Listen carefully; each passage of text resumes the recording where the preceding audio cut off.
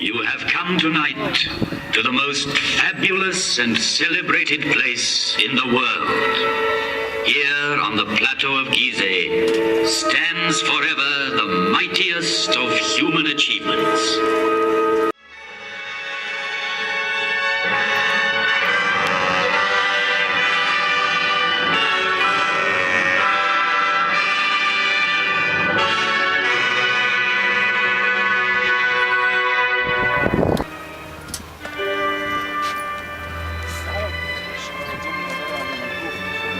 At the foot of such mountains of stone, everything becomes minute and insignificant. Man is an insect. The face of Chepren has come down to us, sculpted in green diorite streaked with white. A rare stone he brought back from an expedition. Here he is, close to us, in the guise of the Sphinx, carved in rock near his tomb.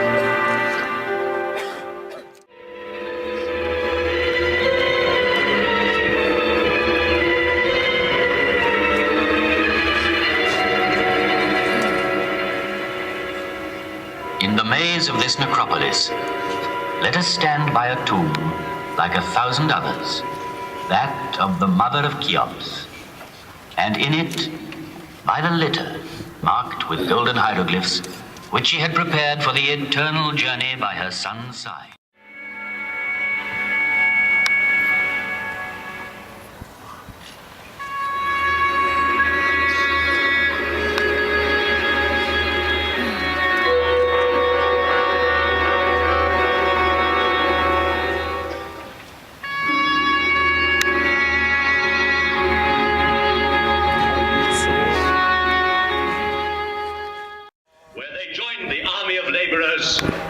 And built.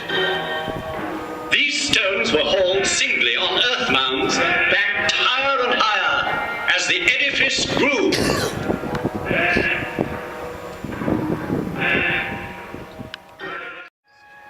One day the desert sands invaded the fields, marshes dried up on the river's bank. And so, to save his life, man invented civilization.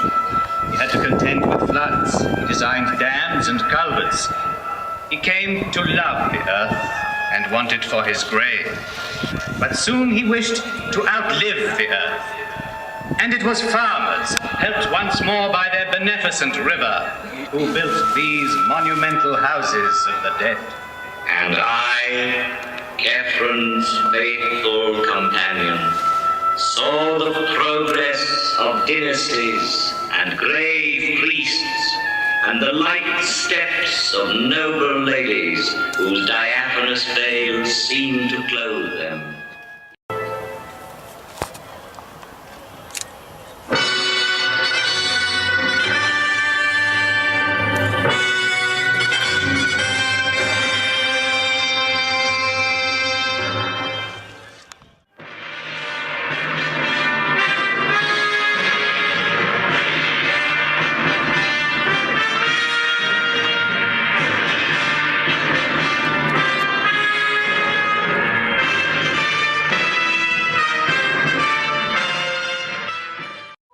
Of this faith, she was like a reflection.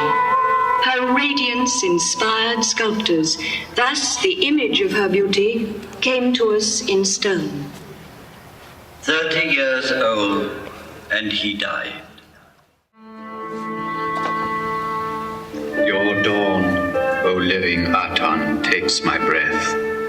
You possess my heart. You are the maker and giver of all things, and men live by your grace. Aton, living and life-giving forever and ever.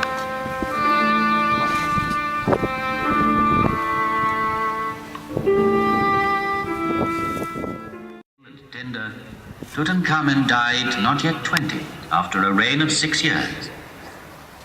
But 3,000 years have not yet withered his fine, youthful face, nor tarnished the treasures gathered round him in his unfinished tomb of the Valley of the Kings.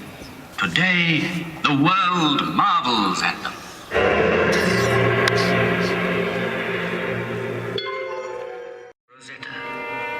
one of Napoleon's officers discovered a stone, a monolith, bearing an edict issued by Ptolemy.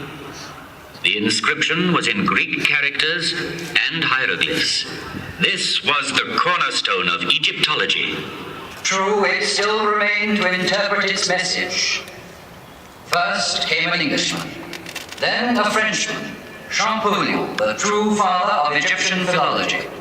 He was so inspired as to decipher the lost tongue of ancient Egypt from a few mysterious hieroglyphs. Then it was like a resurrection.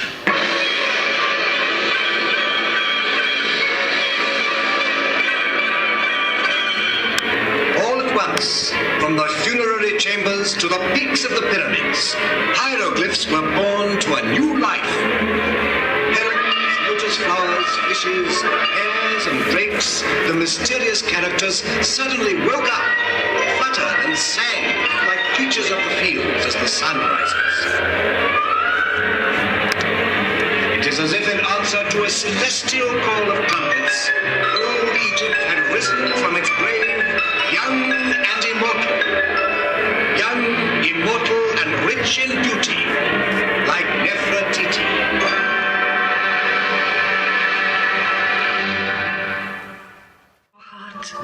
Why? If I go walking, you are there with me, everywhere, with every step. My hand is in your hand. Listening to your voice troubles my mind. My whole life hangs on your lips. For me, seeing you is better than eating or drinking.